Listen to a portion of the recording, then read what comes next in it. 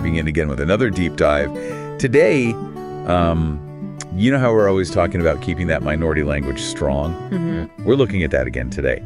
Specifically when kids, their world is getting bigger. Right. Especially around like 3 or 4 years old. Oh, yeah. Such a fascinating stage. The peer groups start becoming so important. Yeah. And I think kids get really, really aware of fitting in. Yeah, for sure. Or not fitting in. Totally. Yeah. And sometimes speaking a different language at home, it can make them feel like they just don't fit in. Oh, absolutely. And to help us understand all of this, I thought we could check out this YouTube channel, Raised in Thailand. You heard of this one? Yeah, Bill's channel. It's a gold mine, really. He's got so much practical advice. Yeah, I was really impressed. He's raising his own daughter trilingually, and she's even learning a 4th language. Oh, wow. It's it's pretty remarkable. Yeah, she's an overachiever for sure. But I think it highlights, how much work, how much effort goes into making multilingualism actually work. Yeah, definitely. It's not an accident. Right. And it's cool. He's not just telling stories. He's actually backing it up with research, too. Right. Right. So we're focusing on part 4 of his Minority Language Success series. And this one really gets into those peer groups. Yeah. And how they can influence, what languages kids choose to use. It's interesting, the way Bill approaches this whole thing, he doesn't see it as like a problem to be solved. Yeah, and he really sees it as an opportunity. Yeah. That you can grab and use. He gets that, kids at that age, they're going to notice. Right. They're going to notice they're different. Yeah. Because they speak another language. But instead of saying, oh, no, we got to fix this, he says, let's use this. Mm-hmm. Let's use this to build their resilience and pride in being bilingual. Yeah, I love that. Like turning it around. Instead of like fearing that peer group influence, it's like, how do we use it? Right. Almost like peer pressure, but for good. Yeah. Peer support. I like that. And Bill, he goes right to the research. Okay. He points out these studies showing that kids who regularly talk with other kids who speak the same minority language. Yeah. They're way more likely to keep using that language, which makes sense, right? Yeah, totally. You see other kids your age speaking the language, and suddenly it's not weird anymore. That's normal. Yeah. It's normal, and it's valuable because, hey, everybody's doing it. So it's not just about what's happening at home. Right. It's like we need to create this bigger, what did he call it? Like a language ecosystem. Exactly. That's a great way to put it. And the great thing is, it doesn't have to be this big, complicated thing. Okay, good. Bill really emphasizes those small, consistent steps, like organizing play groups with other families who speak the same minority language. Even if it's just once or twice a month, it makes a big difference. I bet. I can see how that would help. Like all of a sudden, the minority language, it's the normal one. Right. And that must be such a confidence booster. It is. And it's not even just about speaking the language. It's about experiencing it with other people socially. Right, right. Kids learn so much from playing and being around each other. So these play groups, they're learning environments too. Yeah, I hadn't thought about that. And they get to be friends with kids who share their heritage. Oh, that's so important. Which can be really valuable. It's a sense of belonging, Yeah, it's huge. He also talks about those opportunities that are already out there in the community. Yeah. Things like cultural centers, weekend language schools, or even just community groups. It's like, be a detective. That's exactly right. Find those pockets where the language is being used. You got to be proactive. And you might be surprised what you find out there. Sometimes those unexpected encounters can be the most impactful ones. Yeah, I bet. It makes me think about how we talk about language immersion a lot. Yeah. But usually it's like travel or some fancy program. Right, right. But maybe immersion can also be those everyday interactions. Exactly. You're shifting your perspective. Immersion isn't about geography. It's about creating the experience wherever you are. And it starts with being intentional, looking for those opportunities, and making them part of your child's life. Yeah, that makes a lot of sense. One of the things that stood out to me in the video was how much Bill emphasized making the minority language, like, cool. Oh, yeah. He had some fun ideas for that, like creating situations where speaking the language gives them like special abilities. Yeah. Privileges even. Like imagine your kid gets to teach their friends a secret word. Oh, I love that. Or a song in their minority language. It's like suddenly they have this cool thing that their friends don't have. Exactly. And it plays into that whole, wanting to belong, wanting to be accepted. Yeah. It's like the minority language becomes the cool thing. It gives them something to offer. Yeah. It's like back when I was a kid, we used to make up words or use like slang.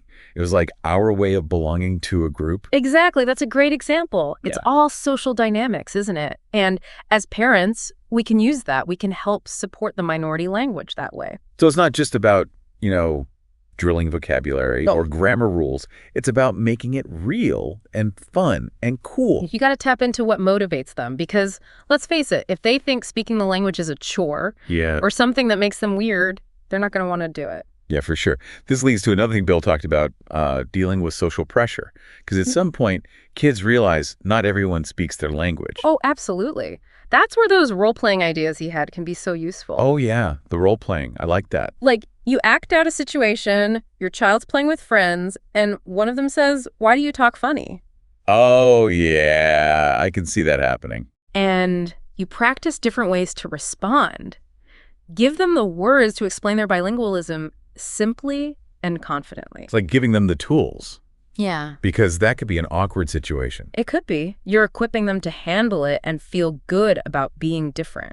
I like that. And it's not just about giving them the right words to say. Right. It's about helping them to feel proud of being bilingual. Exactly. It's a superpower, not a problem. Love that. Yeah. And Bill talked about creating that supportive home environment, like visually reinforcing their bilingual identity. Right, right. So like keeping bilingual children's books out, flags from both cultures, or even a family photo wall with captions in both languages. I love that idea. It's all about normalizing bilingualism. It's just part of everyday life. And those visual things can start conversations too. Yeah, for sure. Imagine a friend comes over and asks, "What's that flag?" Yeah. And then your child can talk about their heritage and their language, just casually, in a positive way. And he even talked about using technology, to connect with other kids who speak the minority language, like video play dates or calls with family. It's about real interaction, not just passively listening. Right. They get to actually practice their communication skills and build relationships. And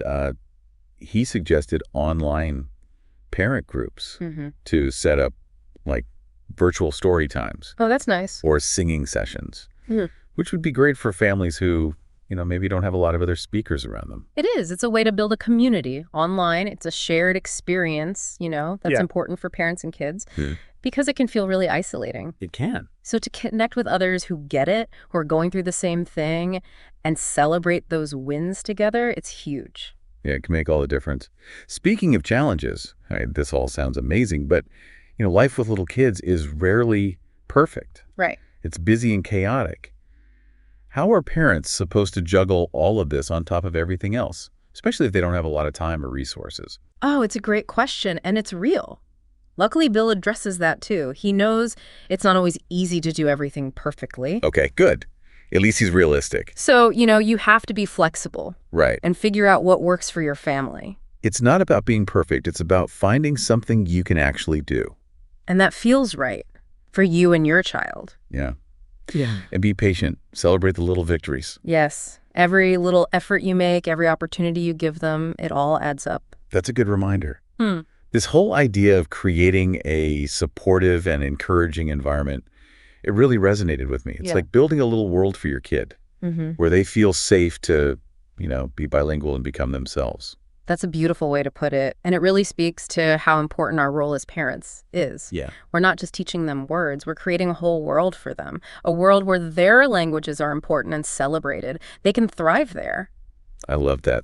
This brings up a question for me. Like, how do all these tips and strategies actually line up with, like, the real research? Good question. On child development and language acquisition? Well, the good news is there's actual academic research that backs up a lot of what Bill's talking about. Okay.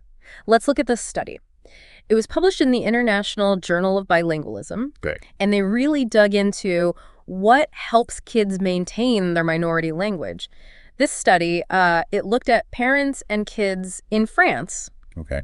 how parents use language and how well the kids do with the minority language, which I think is relevant to Bill's videos. Okay, yeah. Because, well, how people feel about minority languages, that can really affect things. For sure. So they wanted to see, like, why do some kids keep their minority language while others, lose it. Lose it, exactly. So, like, what's the secret? Yeah, what's the magic formula? Right, and they found that how kids feel about their minority language, that was huge. So it's not just about how much the parents speak it. Right. It's about the kids' attitude toward it. Yeah. They actually found that kids' attitudes, it changed the effect of what the parents were doing. Wow. So how a kid feels about the language, it influences how much they use it, even more than how much the parents use it. That's pretty amazing. It is. It really shows you got to make that connection to the language a good one, a positive one. Exactly, like Bill was saying. Yeah. And it makes sense, right? Like, if you feel embarrassed or ashamed to speak your language, you're not going... Right, you're going to avoid it. Exactly. Even if your parents are, trying really hard. It's almost like they're fighting against their own kids, like internal resistance or something. That's a great way to put it. It reminds me of, being a teenager and refusing to wear what my mom wanted me to wear. Oh, yeah, I remember those days. Even if it was cool, it was more about, no, I'm doing my own thing. This is me. Yeah. You're rebelling. Exactly. So yeah, social stuff, feelings, those can really be more powerful than logic. Back to the study though, what else did they find? Well, I'm curious about those play groups. Yeah. And community connections Bill was talking about. Where do those fit in? That's where it gets really interesting. Yeah. So they found that if kids regularly hang out with other kids who speak the same minority language, they're way more likely to keep using it. Okay. Which makes sense, right? It's about having good experiences with the language, seeing that it's valuable, that it's part of your world. Yeah. So those prey groups, they're not just for fun. Right. They're actually helping kids learn the language. It's all about building that language haven. Exactly. At home and out in the world, too. Right. A place where they feel good, comfortable, confident, using their minority language. And the study also talked about, what parents do, their choices, which is, what Bill was talking about too. Right. If both parents use the minority language consistently at home, the kids are much more likely to keep it. That makes sense. Yeah. But what about families who, maybe don't do the one person, one language thing perfectly? That's a good question. And there was some good news for those families. Oh, good. Because even if one parent mostly uses the majority language, it doesn't necessarily mean the kid won't learn the minority language. Oh, okay. That's good to know. As long as the other parent is consistent. Yeah. Okay. So it's not an all or nothing thing. It's not. Even if you're not doing the ideal bilingual thing, right, you can still make a difference. Yeah. It's about that consistent exposure and, having a good attitude about the language. Like we were saying before. Exactly. Now, one thing to remember. Yeah. The study was done in France. Okay. And, well, how people feel about minority languages there, it can be kind of complicated. Yeah, I can imagine that makes it even harder. It does. If the language isn't really spoken or valued in the community, right, it's got to be tough to create that supportive space. It is. So parents really have to be aware of that. And make sure they're, fighting against any negative messages the kids might be getting. So it's parents have to be language warriors or something. Maybe not warriors, but they have to be advocates. Yeah. Definitely. Yeah. It shows you the challenges that a lot of families are up against. Right. And it makes you think, things need to change in society too. Yeah, we need to make things better. To be more welcoming, more inclusive. For all languages. For all languages. Yeah. Okay, but how do parents actually do this? Yeah, that's what I was thinking. Create this language haven. When they're busy, they don't have a lot of resources, and maybe people are telling them, just focus on the majority language. Right. The real world gets in the way. It does. And the study, they talk about that. Okay. They get that parents have limitations. If you're working all the time, you might not have time to organize a play group or take your kids to language classes. And if you don't live near other speakers of the language. Right. Those opportunities might not even exist. Exactly. So it's not about doing everything perfectly. Right. It's about finding little ways to, work language into your everyday life. Maybe you read a bedtime story. Yeah. in the minority language, or sing songs together during bath time, or just like talk about your day in the language. So it's those little things that can make a difference. That make a difference. And you got to be patient. Right. Remember, this is a marathon, not a sprint. It all goes back to what Bill was saying about finding that balance between like planning things out, but also being flexible. Right. Because things change. Things happen. Exactly. And don't be afraid to ask for help. Well, that's a good one. There's so much out there for parents who are raising bilingual kids. Yeah, there really is. Online groups, local organizations, books, articles, you name it. It's true. You don't have to do it all alone. You don't. And that's so important because it can be easy to feel like you're failing. Oh, it really can. But when you connect with other people who get it, you can share ideas, support each other, celebrate wins together. That community is so important. It is. And we can all do our part to create that, you know? Yeah. Just being mindful of how we talk about language. Yeah. And what messages we're sending about bilingualism. It's like we've gone beyond just individual families. We have. Now we're talking about like society as a whole. Exactly. It's a bigger conversation. It is. And that's a perfect way to move to the last part of our deep dive, where we'll talk about like the bigger picture, what it all means, and what we can each do. Okay, so we've been talking about, you know, all the challenges and strategies of keeping that minority language strong. Right. Especially when those peer groups come into play around 3 and 4. Yeah. And it seems like having that supportive language haven at home is just like the first step. It is. It's just the beginning, really. This whole conversation, I think, it really shows how important the bigger picture is. You know, what are we as a society saying about minority languages? Do we actually value them, respect them? Well, or are we saying, you know, even if it's not out loud, that the majority language is the only one that matters? It's like we're telling kids to be proud of being bilingual, but then do we really give them the space to actually be bilingual? Exactly. Imagine, you know, a world where bilingual kids are like celebrated for their skills, where their languages are part of schools and communities, where it's seen as a good thing, not a bad thing, you know? That sounds like a pretty awesome world. It does, and it's possible, but we all have to work towards it. It starts with each of us, you know, looking at what we believe, what our biases are, and challenging those ideas that say one language is better than another. So it's not just about parents of bilingual kids. Right. It's about everyone. It is. We have to create a more inclusive society. So what can we each do, you know, in our everyday lives? Yeah, what are some practical things? Well, we can start by, like, paying attention to the language we use. Okay. Like, do we assume things about people's language abilities? Do we interrupt people? Right. Or correct them if they have an accent? Do we act like languages we don't understand are just, like, not important?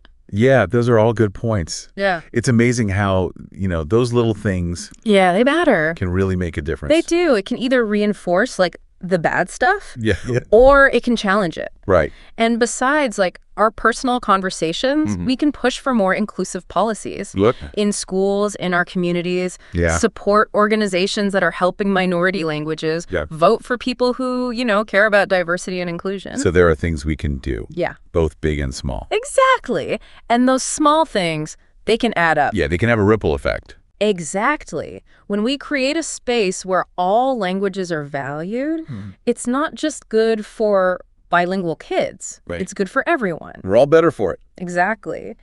This deep dive, it's really made me think about how complex this whole thing is. Yeah. It's not just about speaking the language at home. Right. It's about changing how we think about language as a society. And valuing all languages. Exactly. It's a journey, you know?